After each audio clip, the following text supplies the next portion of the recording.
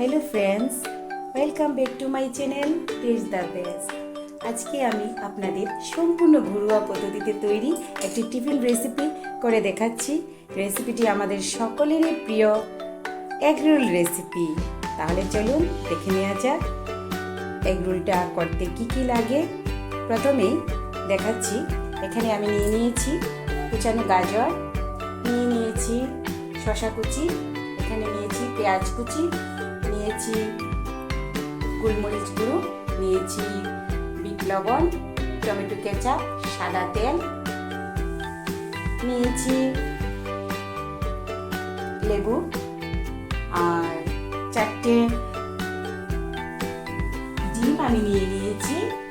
আর এখানে নিয়েছি আমি ময়দা। এবারে আমি ময়দার ডোটা বানিয়ে নিচ্ছি। আর তার জন্য আমি এখানে 4 কাপ ফুল ময়দা নিয়ে নিচ্ছি। তেল,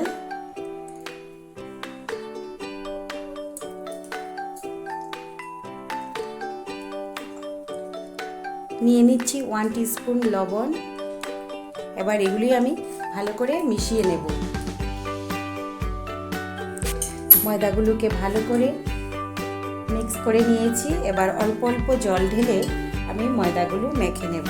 একসাথে 4টি ডোই হয়েছে, বেশ বড় বড় হয়েছে ডোগুলো। আর দেখুন কেমন মসৃণ হয়েছে। এবারে ডোগুলো আমি বেলে নিচ্ছি।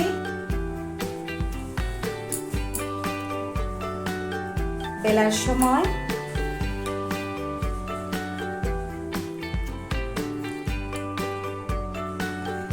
সময় ময়দা গুঁড়ো দেওয়া চলবে না, তেল দিয়ে এটা বেলতে হবে, না হলে এগরোলটা হওয়ার সময় এটা পুড়ে যাবে।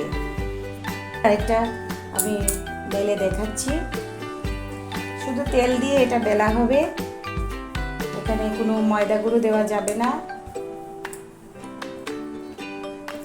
দেখুন আমার এটা বেলা হয়ে গেছে।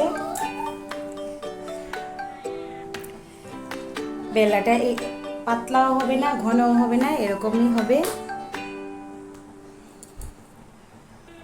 একটা ডিম আমি ফেটে নিয়েছি। এবার এখানে আমি কিছু বিট লবণ দিয়ে দিচ্ছি আর দিয়ে দিচ্ছি গোলমরিচ গুঁড়ো। এবার ভালো করে নাড়াচাড়া করে নেব।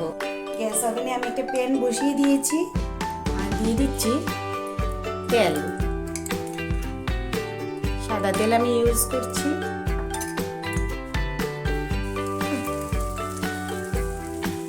বেলে রাখা রুটিটা দিয়ে দিলাম।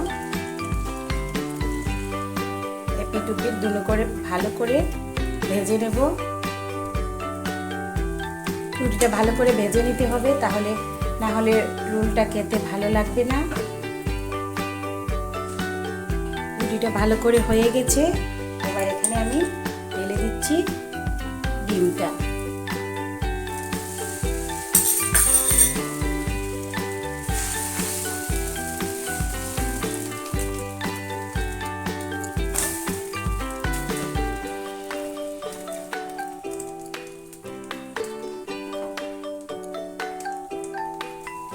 এভাবে ভালো করে রোলটা ভেজে নিতে হবে।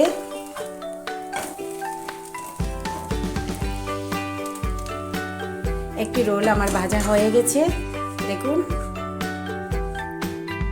এবার কড়াইতে আমি আবারও তেল দিয়ে দিচ্ছি।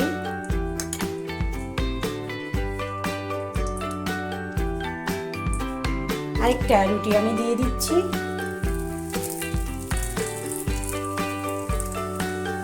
রুটিটা হয়ে গেছে। এবার আমি ডিমটা দিয়ে দিচ্ছি।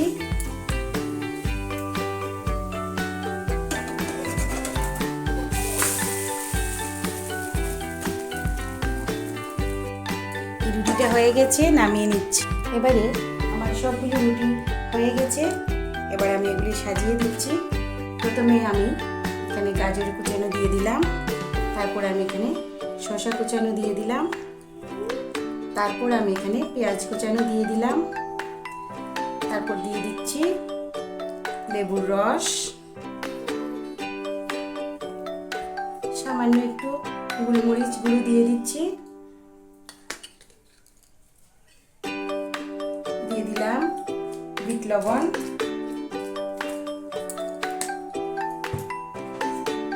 এবার আমি একটু সস দিয়ে দিচ্ছি। এবার আমি এভাবে রোল করে নেব।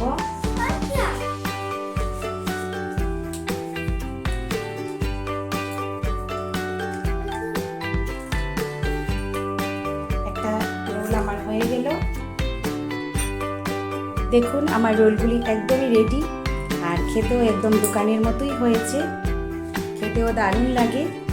তাহলে আমার এই রোল রেসিপিটি যদি ভালো লেগে থাকে তাহলে চ্যানেলটি সাবস্ক্রাইব করে পাশে থাকবেন আর একটি লাইক দিয়ে দেবেন।